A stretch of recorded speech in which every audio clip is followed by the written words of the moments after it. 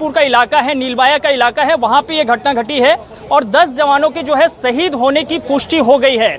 ये अब तक की बड़ी घटना है। पिछले 4.5 सालों में जब से कांग्रेस की सरकार बनी थी, इस तरह की कोई बड़ी वारदात नहीं हुई थी, लेकिन इस तरह के वारदात को ठीक चुनाव से पहले नक्सलियों ने दिया है। उससे अब ये सवाल खड़ा हो रहा है कि चुनाव कैसे शांतिपूर्ण तरीके से वहां पे संपन्न होगा। दंतेवाड़ा का जो अरणपुर का इलाका है उसके बारे में बता दूं, ये वही अरणपुर का इलाका है जहां पे ठीक ऐसे ही चुनाव के वक्त में एक बहुत बड़ा हमला हुआ था, जिसमें एक दूरदर्शन के जो है पत्रकार जो है वो मारे गए थे और कुछ जवान शहीद हुए थे। उसी इलाके में फिर से ये घटना हुई है और फिलहाल जो घटना घटी है उसमें ब्लास्ट करके जो है जवानों को शहीद करने की सूचना है। फिलहाल इसकी और पूरी जानकारी अभी तक नहीं है, लेकिन ये बात सही है कि 10 जवान शहीद हो चुके हैं, इसकी एक आधिकारिक पुष्टि हुई है। बिल्कुल, इसकी आधिकारिक पुष्टि यहाँ पर हो रही है। कुछ और जवान भी घायल हुए हैं। इसमें ये जानकारी मिल पा रही है कि धमाका किस जगह पर हुआ और किस वाहन पर हुआ, कितने लोग उसमें मौजूद थे, कितने हमारे जवान मौजूद थे उस वाहन में।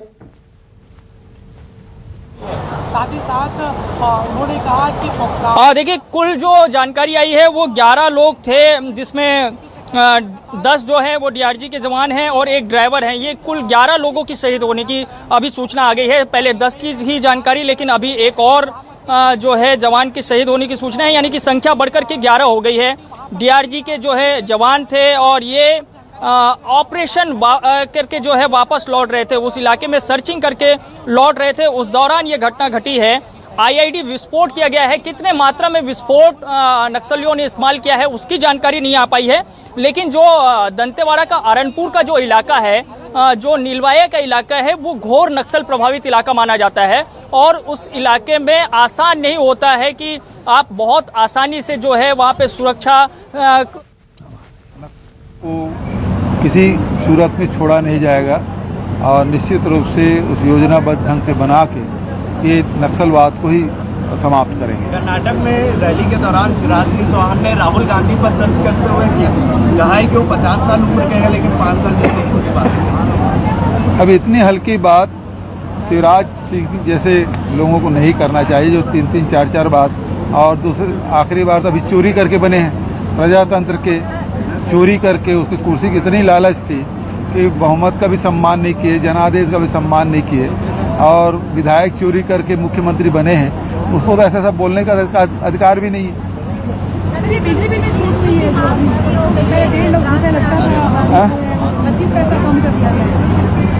अभी हुआ है, उसके लिए बधाई। चलो ठीक, थैंक्स।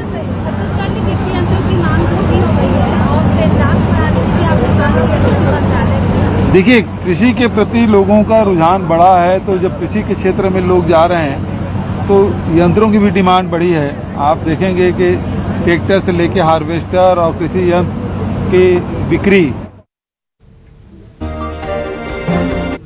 वैभव श्री पांडे हमारे सहयोगी लगातार जुड़े हुए हैं इस खबर पे। वैभव, सीएम ने एक बहुत अहम बात कही। उन्होंने कहा कि योजनाबद्ध तरीके से नक्सलियों को समाप्त किया जाएगा और उसके लिए सरकार प्रतिबद्ध है। ये सारी बातें उनकी ओर से अभी सामने आई। बिल्कुल, निश्चित तौर पे। और इस घटना के बाद एक हाई लेवल की मीटिंग भी होगी। मुख्यमंत्री भूपेश बघेल खुद जो है वहाँ पे सुरक्षा व्यवस्था की समीक्षा करेंगे। आला अधिकारियों से लगातार अब उन्होंने संपर्क साधना शुरू कर दिया है और एक एक पल की जो है जानकारी मुख्यमंत्री भूपेश बघेल खुद ले रहे हैं। वो अभी कुछ देर पहले जब वो मीडिया से बातचीत कर रहे थे तो इस बात का वो जिक्र कर रहे थे कि किस तरह से नक्सली बौखलाहट में ऐसी घटनाओं को अंजाम दे रहे हैं और ये नक्सलियों का बहुत ही कायराना जो है करतूत है। उन्होंने बहुत कड़े शब्दों में इस घटना की निंदा की है और शहीद जवानों के प्रति जो है अपनी श्रद्धांजलि अर्पित की है, उनके परिवारों के प्रति संवेदना व्यक्त की है और उन्होंने कहा है कि हम हर मोर्चे पर जाकर के लड़ाई लड़ेंगे और बस्तर के भीतर में शांति व्यवस्था कायम करना ये सरकार की जिम्मेदारी है और इस जिम्मेदारी के साथ जो है सरकार काम करेगी। योजना तो जो है बहुत सारे स्तर पे जो है चलाई जा रही है और वहाँ पे हम देख भी रहे हैं कि जो केंद्र सरकार की जो नीतियां हैं, उनके जो सूचनाएं हैं, उसके आधार पर भी छत्तीसगढ़ सरकार काम करती है। खुफिया एजेंसियां जिस तरीके से सूचना देती है उस आधार पर ऑपरेशन किया जाता है। जो तालमेल है जो केंद्रीय सुरक्षा के जो जवान हैं और जो छत्तीसगढ़ के जो जवान हैं उनके बीच जो तालमेल है, क्या उसमें कोई कमी तो नहीं आई है? इस बात को अभी भी देखना होगा। जो शहीद जवान हुए हैं वो तो डीआरजी के जवान हैं, जो माने जाते हैं कि उस इलाके से बहुत चीर परिचित होते हैं, लेकिन क्या कोई केंद्रीय सुरक्षा बल के पास भी किसी तरह का कोई इनपुट था? नक्सलियों की इतने मात्रा में वहाँ पे जमावड़ा थी, इसकी क्या जानकारी आई थी या नहीं आई थी? चूंकि जाहिर तौर पर जब बड़ी संख्या में जवान शहीद होते हैं तो एक सवाल जरूर उठता है कि कहीं ना कहीं सुरक्षा में जो है चूक बरती गई होगी, कहीं ना कहीं खुफिया जो जानकारी जो आनी चाहिए सुरक्षा बल के जवानों तक वो सही तरीके से नहीं आ पाई है। तो इस बात को अभी तस्दीक किया जाएगा, लेकिन जो घटना घटी है उसने एक बात फिर से तय कर दी है कि बस्तर के भीतर में, चाहे वो दंतेवाड़ा का इलाका हो, सुकमा का इलाका हो या बीजापुर का इलाका हो, जो कि सबसे घोर नक्सल प्रभावित जिले हैं, वहाँ पे नक्सली अपनी मनमर्जी के हिसाब से घटनाओं को अंजाम देते रहते हैं। हमें ये बात बार बार कही जाती है कि कैंप खुल गए हैं, उससे नक्सली बैकफुट पर चले गए हैं, पीछे चले गए हैं, लेकिन जब भी जो है नक्सली बड़ी घटना को अंजाम देते हैं तो उससे ये अनुमान लगाना जो है आसान हो जाता है कि नक्सली अभी भी अपनी मर्जी के हिसाब से उस इलाके में चहलकदमी करते हैं, और उसी बात की तस्दीक आज की ये घटना कर रही है। सवाल इस बात को लेकर के भी उठ रहा है कि जो ये महीना होता है, जो गर्मी का मौसम होता है, मार्च, अप्रैल, मई, ये जो वो महीनाएं होते हैं जहाँ पे बड़ी संख्या में नक्सली एकजुट होते हैं और इस तरह की घटनाओं को अंजाम देते हैं। पूर्व की अगर घटनाओं का विश्लेषण करेंगे तो आपको ध्यान होगा कि अप्रैल का ही वो महीना था 2010 का, जब 10 अप्रैल को 76 जवानों की शहादत हुई थी। तो इस घटना को याद रखना होगा। तो ये अप्रैल, मई और मार्च का जो महीना होता है, अभी कुछ दिन पहले ही सुरक्षा अधिकारियों के तरफ से, खासतौर पे बस्तर के आईजी की तरफ से ये कहा गया था कि इस मौसम में थोड़ा सा अलर्ट रहने की ज़रूरत होती है, सुरक्षा के जवानों को जो है अलर्ट रहने की ज़रूरत होती है, वो जत्थे में जो है कहीं भी आवाजाही ना करे। तो ये एक साथ अगर 10 जवान कहीं निकले थे, एक ही गाड़ी में सवार थे, फिर अलग अलग गाड़ी में सवार थे, ये जानकारी अभी आएगी कुछ देर में स्पष्ट तौर पर, वहाँ की तस्वीरें भी आएगी तो और स्पष्ट होगा। लेकिन आज की जो घटना घटी है वो बहुत ही दुखद घटना है, और अभी मुझे लगता है कि वृहद स्तर पे ऑपरेशन चलाने की ज़रूरत है। वैसे तो शुरुआत हो गई है, फोर्स जो है उतार दिए गए हैं जंगल के भीतर में, लेकिन अगर नक्सली इसमें घायल नहीं होते हैं, उनकी शहादत नहीं होती है, कुछ लोग पकड़े नहीं जाते हैं, तो निश्चित तौर पे ये सवाल उठेगा कि क्या सुरक्षा बल के जो जवान हैं वहाँ पे कमज़ोर हुए हैं, क्या उन पे इनपुट जो है उनके पास पुख्ता नहीं आ रहे हैं क्या? बिल्कुल ये सवाल उठेंगे और तमाम सवाल यहाँ पर उठेंगे। खैर ये जांच होती रहेगी, लेकिन पिछले 4-4.5 साल के भीतर ऐसा कोई बड़ा नक्सली हमला नहीं हुआ, उस पर एक रोक यहाँ पर लगी हुई थी। लेकिन इस बीच में किस बात का यहाँ पर कमी निकली, ये भी एक जांच का विषय यहाँ पर होना चाहिए। साथ ही साथ क्या वैभव अब आने वाले चुनावों पर भी इसका असर देखने को मिल सकता है? क्या कह रहे हैं राजनीतिक विश्लेषक, किस तरीके से इसका विश्लेषण करना शुरू कर चुके हैं?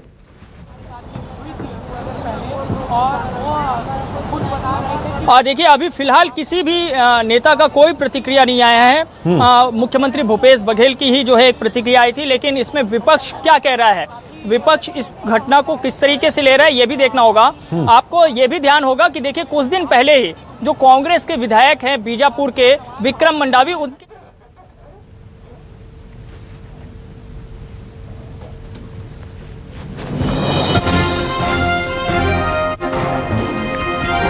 वैभव आपके पास दोबारा लौटता हूं। इधर दंतेवाड़ा में बड़ा नक्सली हमला हुआ है और सीएम भूपेश बघेल ने क्या कुछ कहा है इस पूरे हमले पर, वो आपको सुनाते हैं उनका बयान। सरकार की जानकारी है और ये बेहद दुखद है, और मैं जो हमारे जो जवान शहीद हुए हैं उसके परिवार के प्रति संवेदना व्यक्त करता हूं। लेकिन जो ये लड़ाई है वो अंतिम दौर पे चल रहा है और नक्सलियों को किसी सूरत में छोड़ा नहीं जाएगा, और निश्चित रूप से उस योजनाबद्ध ढंग से बना के ये नक्सलवाद को ही समाप्त करेंगे। तो योजना बनाकर नक्सलवाद को ही समाप्त करेंगे, ये सीएम भूपेश बघेल ने कहा, और उन्होंने इस पूरी घटना पर दुख जताते हुए ये सारी बातें कही हैं। तो सीएम भूपेश बघेल ने इस घटना पर दुख जताया। तो दंतेवाड़ा में बड़ा नक्सली हमला हुआ है, 11 जवान यहां पर शहीद हो गए डीआरजी के। तो बड़ा नक्सली हमला, दहल गया छत्तीसगढ़, नक्सलियों को छोड़ा नहीं जाएगा, सीएम बघेल ने साफ तौर पर यह कहा। तो एक बड़ी चुनौती यहां पर नक्सलियों की ओर से दी गई है सरकार को। तो सीएम भूपेश बघेल ने दुख जताया, छत्तीसगढ़ के दंतेवाड़ा में बड़ा नक्सली हमला हुआ है। तो हमले में डीआरजी के 11 जवान शहीद हो गए हैं। तो इस वक्त की बड़ी खबर, दंतेवाड़ा के अरनपुर में यह बड़ा हमला हुआ। अरनपुर में सुरक्षा बलों का सर्च ऑपरेशन जारी है। सीएम भूपेश बघेल ने इस हमले पर दुख जताया। दंतेवाड़ा में नक्सली हमला यहां पर हुआ है। तो छत्तीसगढ़ के दंतेवाड़ा में बड़ा नक्सली हमला यहां पर सामने आया है। तो हमले में डीआरजी के 11 जवान शहीद हुए हैं। तो दंतेवाड़ा में नक्सली हमला, दंतेवाड़ा के अरनपुर में यह हमला हुआ है। 11 डीआरजी के जवान शहीद हो गए। अरनपुर में सुरक्षा बलों का सर्च ऑपरेशन जारी है। इलाके में नक्सलियों की संख्या कितनी है और यह सर्च ऑपरेशन अभी वहां पर चलाया जा रहा है। तो छत्तीसगढ़ के दंतेवाड़ा में अब बड़ा नक्सली हमला हुआ है। तो ये देखिए, नक्सलियों ने घात लगाकर एक बड़ा हमला यहां पर किया और हमारे कई जवान शहीद हो गए। और ये तारीख में दर्ज हैं ये नक्सली हमले, कितने जवान हमने खोए, कितने जवान शहीद हुए, ये इन तारीखों को देखिए। 3 अप्रैल 2021 की तारीख, 16 अप्रैल 2010 की तारीख, ताल मेटला में 76 जवान हमारे शहीद हुए। 17 मई 2010 को दंतेवाड़ा में हमारे 12 जवान शहीद हो गए। 29 जून 2010 को नारायणपुर में हुए नक्सली हमले में 27 और 12 जुलाई 2009 को राजनांदगांव में 29 जवान शहीद हुए हैं। तो छत्तीसगढ़ में लाल आतंक की वापसी एक बार फिर से यहां पर हुई और एक बड़ा हमला यहां पर नक्सलियों ने किया। आशुतोष तिवारी हमारे सहयोगी इस खबर पर जुड़े हुए हैं, उनका रुख करते हैं। आशुतोष, क्या जानकारी मिल रही है और क्या इलाके में सर्च ऑपरेशन चलाया जा रहा है? देखिए, जानकारी तो ये निकल कर आ रही है कि अभी भी जो है मुठभेड़ चल रही है। हाँ। दोनों तरफ से फायरिंग हो रही है। हालांकि शुरुआती दौर पे जो इनपुट मिल रहे थे, ये कहा जा रहा है कि प्राइवेट जो वाहन है उसमें डीआरजी के जवान जो है वो अपनी बैकअप टीम को लेने जा रहे थे। कहा जा रहा है कि कल जो है सर्चिंग के लिए जो डीआरजी की पूरी टीम निकली हुई थी और जंगल में काफी ज्यादा भीषण बारिश, बस्तर में काफी बारिश भी हो रही है, तो इसको देखते हुए जो है वो जवान फंस गए थे और बैकअप पार्टी जो है डीआरजी की टीम एक प्राइवेट वाहन में जा रही थी। उसी वक्त नक्सलियों के एक बेहतर इनपुट यहाँ पर मिलता नजर आ रहा है, क्योंकि कहा जाए तो प्राइवेट गाड़ियों को यहाँ पर ब्लास्ट नहीं करते हैं, लेकिन ये जो डीआरजी के जवान उस पर सवार थे और इसकी जानकारी वो नक्सलियों को जरूर थी। यही वजह है कि आईडी से पहले ब्लास्ट किया गया, उसके बाद से बुरी तरीके से एम्बुश में फंसाया गया। जवानों को एम्बुश में फंसा के ताबड़तोड़ वहां पर फायरिंग की गई है। ये कहा जा रहा है कि 10 जवान शहीद है, साथ में जो गाड़ी चालक था वो भी वहां पर उसकी भी वहां पर मौत हो गई है। हालांकि फायरिंग अभी भी चल रही है। वहां पर नेटवर्क नहीं होने की वजह से वहां से कोई भी इनपुट बाहर निकल कर नहीं आ रहा है।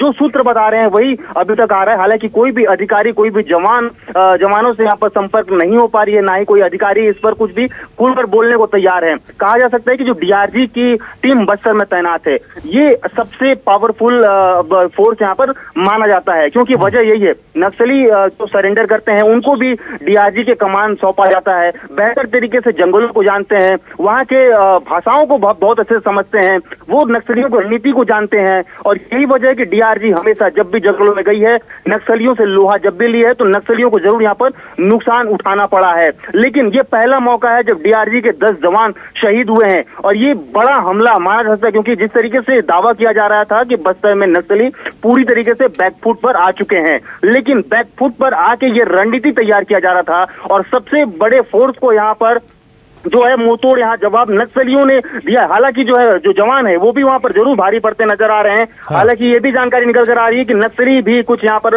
मारे गए हैं। जब ताबड़तोड़ दोनों तरफ से जो फायरिंग हो रही थी उसमें जरूर नक्सली भी घायल हुए हैं, मारे भी गए हैं। लेकिन ये जानकारी जब तक सर्च ऑपरेशन नहीं होगा, वहां पर सर्चिंग नहीं चलाई जाएगी, इलाके की पूरी तरीके से छानबीन नहीं की जाएगी, तब तक पूरी तरीके से इनपुट आना जरूर बचा होगा। लेकिन जो जानकारी स्पष्ट रूप से पहले सामने आ रही है वो यही है कि जो डीआरजी और पुलिस के नक्सलियों के बीच जो है ताबड़तोड़ फायरिंग अभी भी जारी है।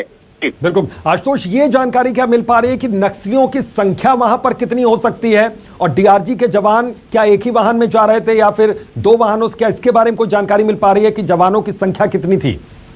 देखिए, एक जवान जो टुकड़ी जो एक दिन पहले सर्चिंग के लिए जंगलों में निकली हुई थी, वो बारिश की वजह से एक गांव में फंसी हुई थी। इसकी सूचना इसकी जो है मुखबिरी जरूर नक्सलियों के पास पहुंची होगी। इसके अलावा जो तूफान गाड़ी बताया जा रहा है, हालांकि वो बड़ी गाड़ी होती है और बैकअप पार्टी जा रही थी, उस जवानों को, जो फंसे हुए जवान है उनको लेने के लिए जा रही थी। हालांकि ये जो गाड़ी है ये कंफर्म नहीं है, लेकिन जो सूचना आ रही है उसके आधार पर ये तूफान वाहन है और बड़ी गाड़ी होने की वजह से जो है क्षमता काफी ज्यादा बैठने की होती है। यही वजह है कि वो जो जितने जवान फंसे हुए थे उनको लेने जा रही थी।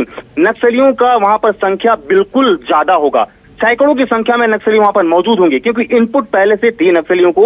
यही वजह है कि प्राइवेट वाहनों को वहां पर उड़ाया गया है, नहीं तो प्राइवेट वाहन या फिर ग्रामीण के वहां पर वाहनें होती हैं, चाहे अन्य जो भी वाहन होती हैं, उसको नक्सली बहुत कम टारगेट करते हैं। जवान उसमें सवार हैं, इसकी सूचना नक्सलियों के पास जरूर होगी और यही वजह है कि उस गाड़ी को ब्लास्ट किए हैं। हालांकि जवानों की क्या टुकड़ी एक बार निकलती है सर्चिंग में तो तकरीबन 100 की संख्या में टुकड़ी यहाँ पर जरूर होती है। बैकअप के लिए और भी टुकड़ी तैयार होती हैं, लेकिन ये स्पष्ट नहीं हो पा रहा है कि वहां पर कितने जवान जो फंसे हुए थे जवान वो भी उस मुठभेड़ में शामिल हैं या फिर जो वाहन में सवार होकर जा रहे थे वही मुठभेड़ में वहां पर मुठभेड़ उन्हीं के साथ हो रही है। ये थोड़ा सा जो है स्पष्टीकरण नहीं हो पा रहा है। ये मामला जो है अभी तक निकल कर सामने नहीं आया है। दोबारा लौटता हूं, कुछ और भी सवाल यहां पर है, लेकिन उससे पहले दर्शकों को दिखा दें किस तरीके से यहां पर हमला किया गया, किस तरीके से नक्सलियों ने धमाका कर हमारे 11 जवानों को शहीद किया। ये आप देखिए इस ग्राफिक्स के जरिए। अब वाहन आता है जवानों का और उसके बाद यहां पर अचानक धमाका होता है।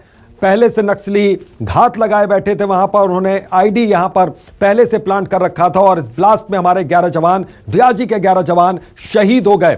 तो इस वक्त की बड़ी खबर, और ये जवान इस वक्त सर्च ऑपरेशन में जुटे हुए हैं आसपास के इलाके में। और बताया जा रहा है, जैसा कि आशुतोष भी बता रहे हैं हमारे सहयोगी, कि वहां पर अभी भी फायरिंग की आवाजें सुनी जा रही हैं, यानी कि दोनों तरफ से अभी भी फायरिंग यहां पर हो रही है।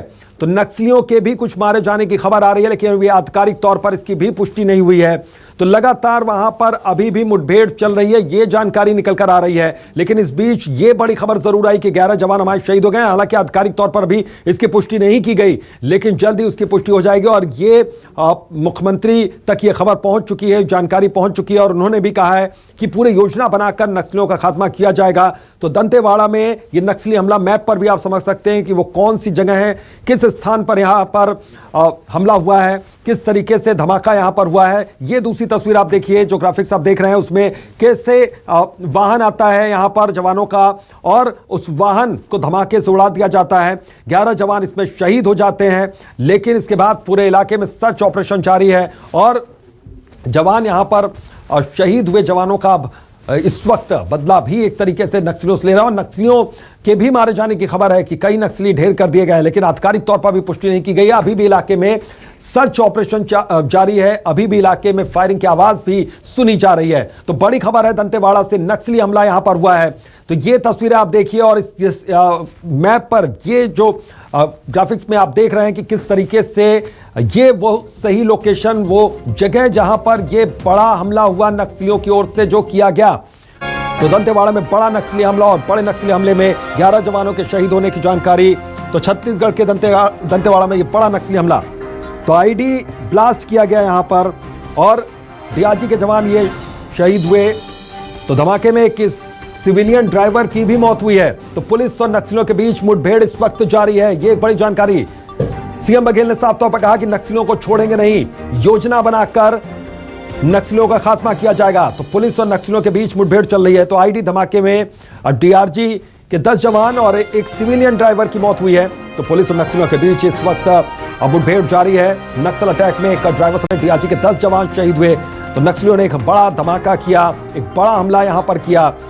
तो ये आप देखिए दंतेवाड़ा में नक्सली हमला किस तरीके से ये किया गया, मैप पर भी आप देखिए किस तरीके से यहां पर हमला हुआ। तो छत्तीसगढ़ के अरनपुर ये इलाका है, अरनपुर दंतेवाड़ा का ये अरनपुर इलाका है और यहां पर ये धमाका किया गया। तो पिकअप वाहन से वापस लौट रहे थे ये सारे जवान, तो उसी वक्त ये धमाका हुआ। पहले से यहां पर आईडी को प्लांट किया गया था। तो छत्तीसगढ़ के अरनपुर में हुआ है, गश्त के बाद वापस लौट रहे थे जवान यहां पर। तो सीएम भूपेश बघेल ने कहा कि किसी भी दोषी को छोड़ेंगे नहीं, पिकअप वाहन में ये सभी जवान लौट रहे थे। तो छत्तीसगढ़ के दंतेवाड़ा में बड़ा नक्सली हमला यहां पर, दंतेवाड़ा के अरनपुर में यह नक्सली हमला हुआ है। फिलहाल नक्सलियों की कमर तोड़ने की तैयारी, डीआरजी के जवान इस वक्त सर्च ऑपरेशन में जुटे हुए हैं और यह माना जाता है कि इन इलाकों में डीआरजी के जवानों से बेहतर कोई काम कर नहीं सकता है। अच्छे तरीके से वो वाकिफ हैं एक एक यहाँ के जगहों से, लेकिन यहां पर थोड़ी सी चूक हुई और हमने अपने 10 जवानों को खो दिया, वो शहीद हो गए। एक ड्राइवर की भी मौत हुई यहां पर। तो गश्त से लौट रहे थे छत्तीसगढ़ के अरनपुर में, यह आईडी ब्लास्ट हुआ है। तो इस वक्त की अब बड़ी खबर है, नक्सलियों ने आईडी से जवानों से भरे वाहन को उड़ा दिया, धमाका हुआ। अमित शाह ने सीएम से हालात की जानकारी ली। देश के गृहमंत्री ने सीएम से हालात की जानकारी ली। नक्सलियों ने बौखलाहट में हमला किया, सीएम बघेल कह रहे हैं। गृहमंत्री अमित शाह ने सीएम बघेल से बातचीत की है इस पूरे मसले पर। तो देखिए, गृहमंत्री ने तुरंत इस पूरे मसले पर बातचीत की है, हालात पर उन्होंने बातचीत की। नक्सलियों ने बौखलाहट में हमला किया, यह सीएम बघेल का कहना है साफ तौर पर। गृहमंत्री अमित शाह ने सीएम बघेल से बातचीत की। दंतेवाड़ा में बड़े नक्सली हमले की सभी अपडेट उन्होंने ली है मुख्यमंत्री से। तो अमित शाह ने जानकारी ली यहां पर। तो पुलिस और नक्सलियों के बीच यहां पर मुठभेड़ जारी है, यह बड़ी खबर आ रही है। नक्सलियों को नहीं छोड़ेंगे, सीएम बघेल का साफ तौर पर कहना है। किसी भी दोषी को नहीं छोड़ा जाएगा। तो छत्तीसगढ़ के दंतेवाड़ा में यह नक्सली हमला, अरनपुर इलाका है दंतेवाड़ा का, जहां पर यह हमला हुआ। तो गृहमंत्री अमित शाह ने सीएम बघेल से यहां पर अपडेट ली है, पूरे हालात की जानकारी ली है, इस पूरे नक्सली हमले की जानकारी ली है। तो अमित शाह ने सीएम भूपेश बघेल से बातचीत की इस पूरे मामले में। तो इस वक्त की ताजा अपडेट, बड़ी खबर, उन्होंने बातचीत की है, ये बड़ी जानकारी यहां पर आ रही है। तो बड़ी खबर और अहम खबर यहां पर, एक बड़ी जानकारी इस वक्त सामने आ रही है। तो अमित शाह ने सीएम से हालात की जानकारी ली। सीएम बघेल कहना है कि नक्सलियों ने बौखलाहट में हमला किया है। तो अमित शाह ने सीएम भूपेश बघेल से बातचीत की इस पूरे मामले में। गृहमंत्री ने नक्सली हमले की जानकारी यहां पर सीएम भूपेश बघेल से ली है। अमित शाह ने सीएम भूपेश बघेल से बातचीत की। तो दंतेवाड़ा में एक एक पल की हम अपडेट दे रहे हैं कि क्या हुआ वहां पर और अभी क्या हो रहा है। तो अमित शाह ने सीएम से हालात की जानकारी ली है। तो नक्सलियों ने बौखलाहट में हमला किया, सीएम भूपेश बघेल ने यह साफ तौर पर कहा है। गश्त करके लौट रहे थे डीआरजी के जवान। तो दंतेवाड़ा के थाना अरनपुर क्षेत्र अंतर्गत माओवादी कैडर की उपस्थिति की सूचना पर नक्सल विरोधी अभियान के लिए पहुंचे डीआरजी बल पर आईडी विस्फोट से हमारे 10 डीआरजी जवान और एक चालक के शहीद होने का समाचार बेहद दुखद है। हम सब प्रदेशवासी उन्हें अपनी श्रद्धांजलि अर्पित करते हैं।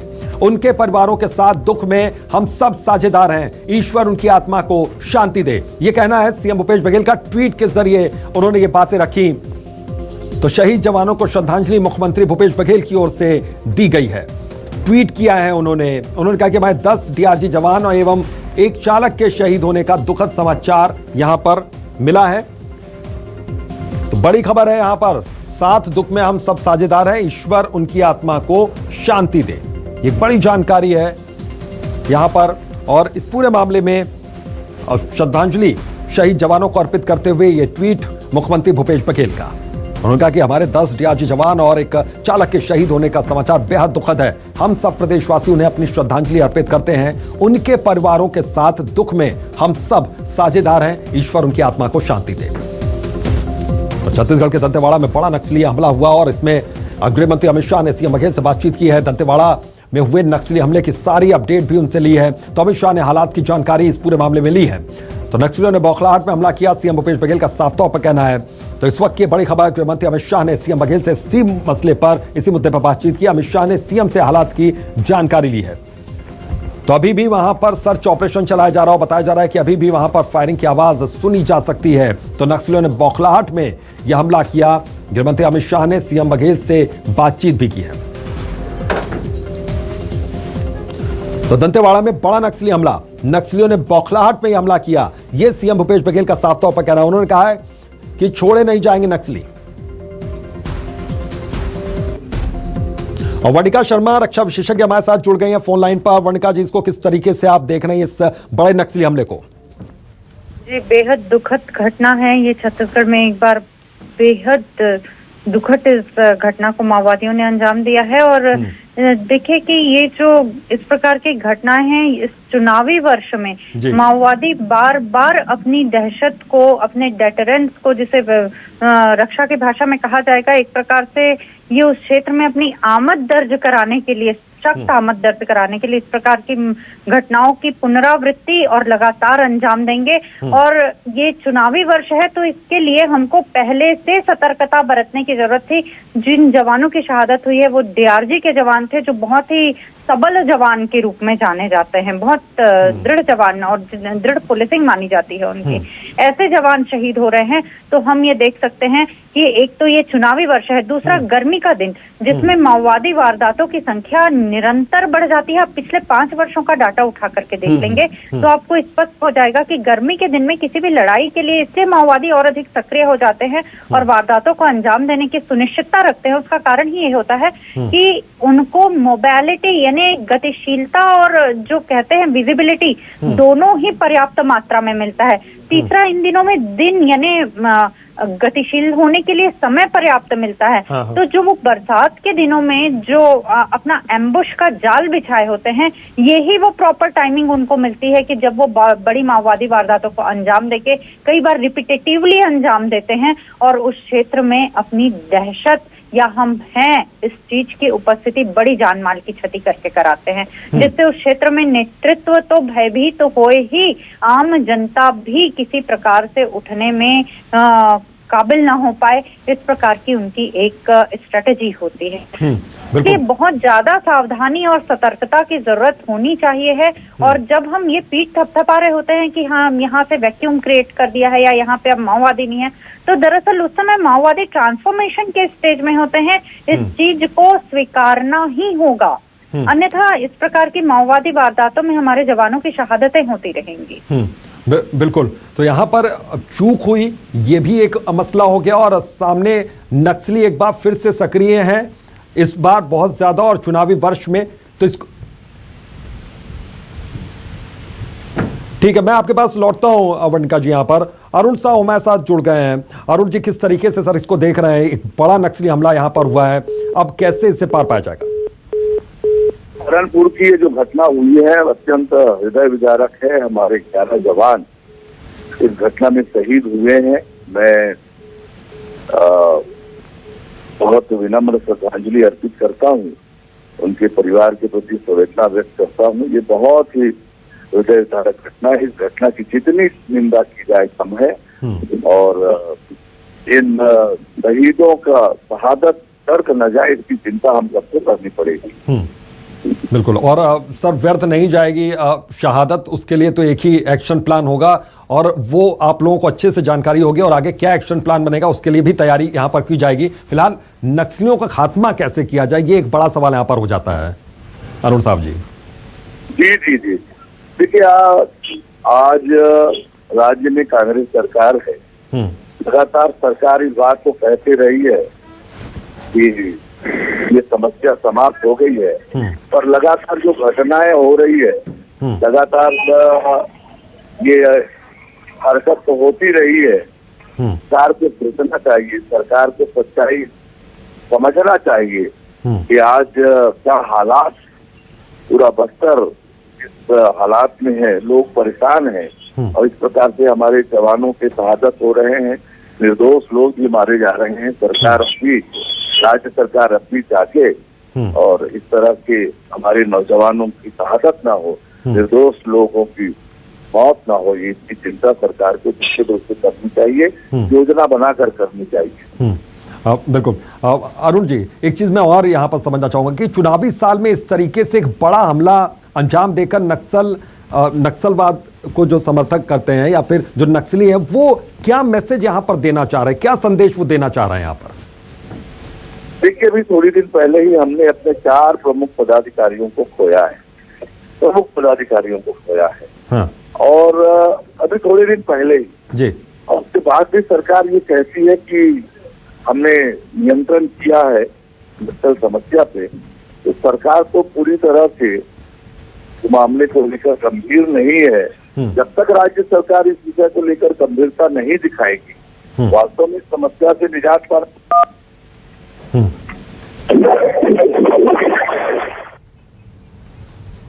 ठीक है, अरुण साहब जी आप बने रहेगा मेरे साथ। मंत्री टीएस सिंहदेव इस वक्त जुड़ गए हमारे साथ। सर, किस तरीके से इस बड़े नक्सली हमले को देखा जा रहा है? प्रणाम और दर्शकों को भी प्रणाम। पहले शहीदों के सम्मान में गहरी संवेदना व्यक्त करना चाहूंगा, श्रद्धांजलि अर्पित करना चाहूंगा और उनके परिवार के लोगों को संवेदना हम सब की ओर से व्यक्त करना चाहूंगा बड़े दुख की इस बेला में। अभी आप लोग के ही माध्यम से ये जानकारी मिली जी। मैं हूं नहीं छत्तीसगढ़ में, बाहर हूं कि 11 लोगों की शहादत हुई है। 10 फोर्स के लोग थे, एक सिविलियन ड्राइवर थे, 7-8 वाहन वापस आ रहे थे एक ऑपरेशन करके और नए बने डामर रोड को में ये वाकया हुआ। एक व्हीकल आईडी की चपेट में आया और 11 लोगों की शहादत हुई।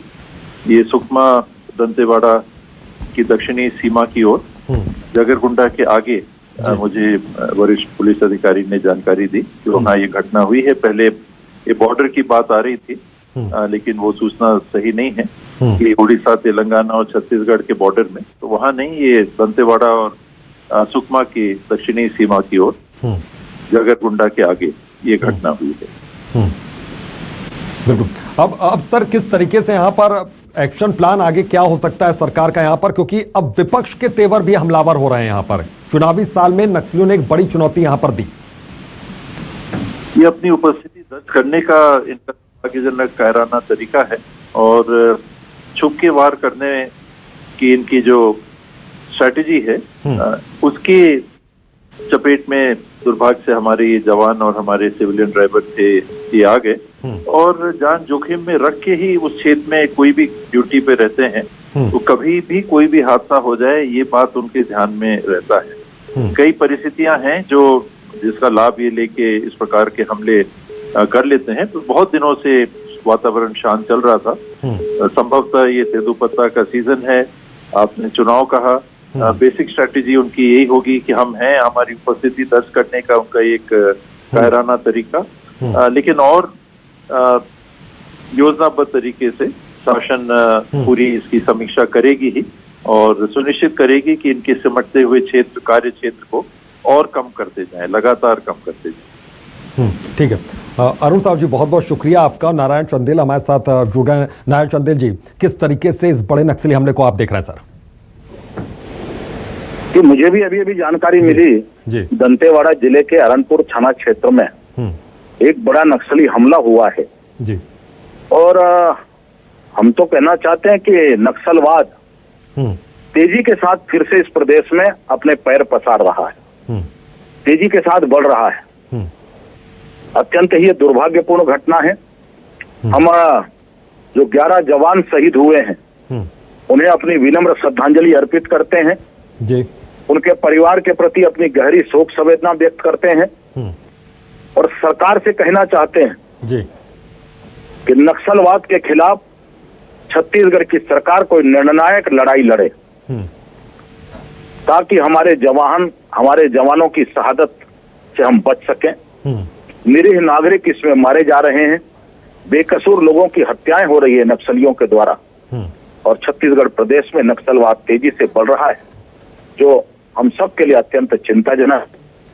हम शहीद हुए हमारे सभी जवानों के प्रति अपनी गहरी शोक संवेदना व्यक्त करते हैं। मैं विनम्र श्रद्धा सुमन अर्पित करते हैं। टी एस सिंहदेव जी, सर आपने सुना यहाँ पर, देखिए नारायण चंदेल साफ तौर पर कह रहे हैं कि अब सरकार को चाहिए कि कोई एक ऐसी स्ट्रेटेजी बनाए, ऐसी रणनीति बनाए कि इसको जड़ से खत्म किया जाए। यहाँ पर कार्य हो रहा है, केंद्र सरकार, राज्य सरकार मिलके समय समय पर, अभी हाल ही अमित शाह जी भी आए थे, लगातार नेशनल लेवल पे, स्टेट लेवल पे मीटिंग्स होती रहती हैं और दोनों सरकारें मिलकर, अर्धसैनिक बल भी आते हैं, पुलिस, राज्य की भी पुलिस इसमें काम करती है। अत्यधिक कठिन भौगोलिक जंगल का क्षेत्र है और वहाँ पहले की तुलना में काफी एरिया में कंट्रोल हो गया है। मैं अभी बता ही रहा था, एक चैनल से बात हो रही थी उसमें कि मैं जगदलपुर हालिया गया था तो वरिष्ठ पुलिस अधिकारियों से चर्चा में उन्होंने बताया कि नहीं, काफी एरिया तो हमने कंट्रोल में ले लिया है, डोमिनेंस में ले लिया है। करीब 40 किलोमीटर बाय 100 किलोमीटर का एक चक लगभग मोटा मोटी अपन पकड़ सकते हैं। इसमें हमको और आगे बढ़ते जाना है। तो एक के बाद एक कैंप्स की स्थापना हो रही है, उसमें वो अड़चन पैदा करते हैं।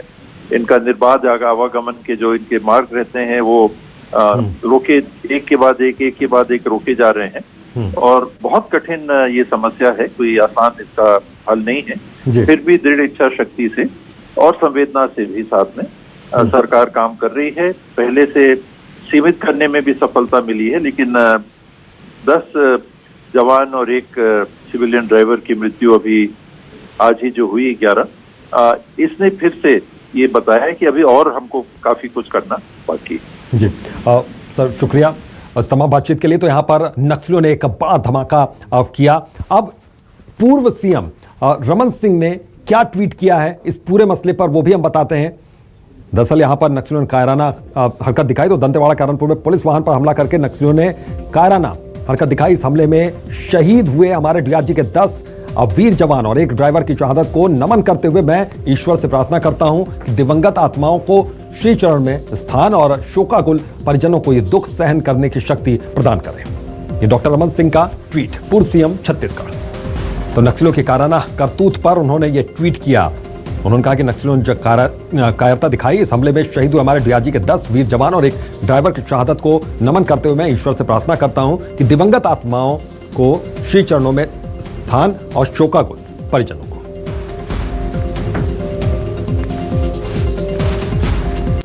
तो इस पूरे मसले पर क्या कहना है मुख्यमंत्री भूपेश बघेल का, उन्होंने क्या कुछ कहा, वो भी हम आपको सुनवाएंगे।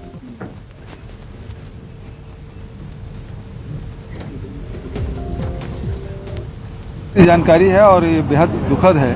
और मैं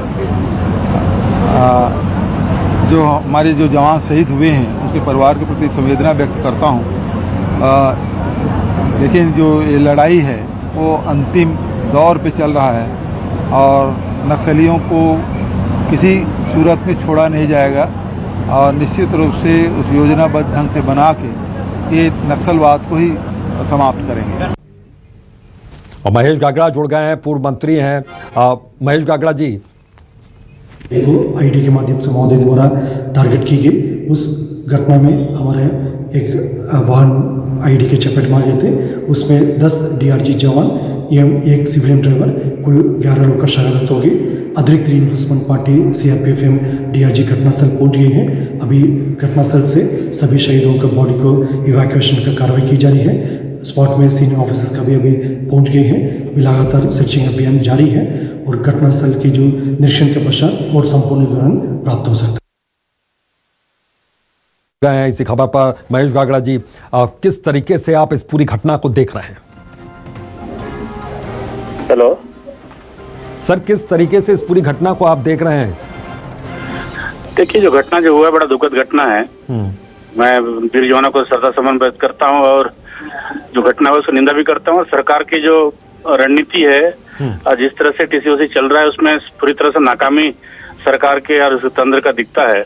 कि कुछ दिन पहले ही विधायक के काफिले पे हमले की जानकारी आती है, मुख्यमंत्री गृह मंत्री के बयान में विरोधाभास रहता है जी। उस बाद देखिए कि नक्सली पर्चा जारी करके कहते हैं कि हमारे नक्सलियों पे पुलिस के जवान थे और हैं। उसके बाद भी आज ये घटना होना, इसका मतलब आप स्वयं देख लीजिए कि पुलिस कितनी तैयारी में थी और पुलिस क्या तैयारी कर रही थी। हर घटना के बाद तैयारी करते हैं कि किसे श्रद्धांजलि दिया जाए, गृह मंत्री आएंगे, मुख्यमंत्री आएंगे और जो शहीद होते हैं उनको पार्थिव घर भेजा जाए। इसके सिवाय कोई तैयारी इस समय सरकार के पास नहीं है। सरकार की नाकामी है और सरकार को इस घटना की जिम्मेदारी लेनी चाहिए। सरकार को जिम्मेदारी लेनी चाहिए। कहाँ पर यहाँ पर कमी रही, किस चीज में कमी रही? क्या स्ट्रेटजी नहीं सही रही यहाँ पर जवानों की, सेना की ओर से, या फिर यहाँ पर क्या कोई इंटेलिजेंस फेल्योर टाइप कोई चीज हुई क्या? इसके बारे में कोई जानकारी? देखिए, आपके पास तमाम सुविधा इस समय, अब तकनीकी रूप से पुलिस और विभाग तमाम तकनीकी जब सुविधा, चाहे ड्रोन का मामला हो, चाहे इंटेलिजेंसी में ग्राउंड लेवल पे मामला हो, तो मुझे लगता है कि जो तकनीकी रूप से जो उपयोग करना चाहिए तो उसमें भी आप फेल हो गए। और दूसरा चीज, अपने जो सूचना तंत्र है, इसका मतलब कि ग्रामीण स्तर से या निचले स्तर जो सूचना पुलिस को मिल रहा था, तमाम जो सूचना तंत्र टूट गया है। पुलिस से लगता है कि लोगों को विश्वास उठ गया है, क्योंकि कहीं ना कहीं मुझे लगता है कि सरकार का जो रणनीति है वो कहीं नहीं दिखता। इससे जो लोग पहले जो पुलिस को सूचना देते थे वो बहुत सी चीजों में कमी आई है, इसलिए आज इतनी बड़ी घटना नकली करने में सफल हुए और बड़ा नुकसान पुलिस के जवानों को उठाना पड़ा है। बिल्कुल। ये जो चुनावी साल में जो बड़ा हमला किया यहाँ पर, हमारे जवानों को शहीद कर दिया नक्सलियों ने, क्या मैसेज यहाँ पर, क्या संदेश उन्होंने देने की कोशिश की है सर? देखिए, सरकार के लोग और सरकार के मुख्यमंत्री माननीय भूपेश बघेल जी हमेशा कहते थे कि नक्सली बैकफुट पे हमारी सरकार जगह जगह कैंप खोल रही है। कैंप खोलने में सरकार के दबाव कारण, पुलिस के दबाव कारण नक्सली बैकफुट पे चले गए हैं, लगभग समाप्त की ओर है। कुछ दिन पर घटना होता है, एक बयान हमारे डिबेट में उनके बड़े नेता ने हमारे साथ कहा भी था। आज इतनी बड़ा घटना हुआ, आज कोई बॉर्डर के कोई सीमा क्षेत्र पे नहीं हुआ है, कोई जिले के प्रदेश के सीमाई क्षेत्र में नहीं हुआ, आपके जिले के अंदर में, प्रदेश के अंदर में हुआ है। इसका मतलब प्रदेश में इतनी बड़ी मूवमेंट नस्लियों की संख्या है तो आपके सूचना तंत्र का फेल्योर है। जी, आप बहुत बहुत शुक्रिया महेश गागड़ा जी इस तमाम बातचीत के लिए। तो सूचना तंत्र का फेल्योर है यहाँ पर साफ तौर पर गागड़ा जी कह रहे हैं। तो छत्तीसगढ़ में लाल आतंक कब कब, तारीखों के नजर से देखिए। 3 अप्रैल 2021 को बीजापुर में 5 जवान हमारे शहीद हुए इसी नक्सली हमले में। 16 अप्रैल 2010 की बात करें तो तालमेटला में 76 जवान हमारे शहीद हो गए थे। दंतेवाड़ा में 17 मई 2010 में 12 जवान शहीद हुए। 29 जून 2010 में नारायणपुर में 27 और 12 जुलाई 2009 को राजनाथ गांव में 29 जवान हमारे शहीद हुए। तो छत्तीसगढ़ में लाल आतंक का साया कब कब देखने को मिला, इन तारीखों के हवाले से समझिए।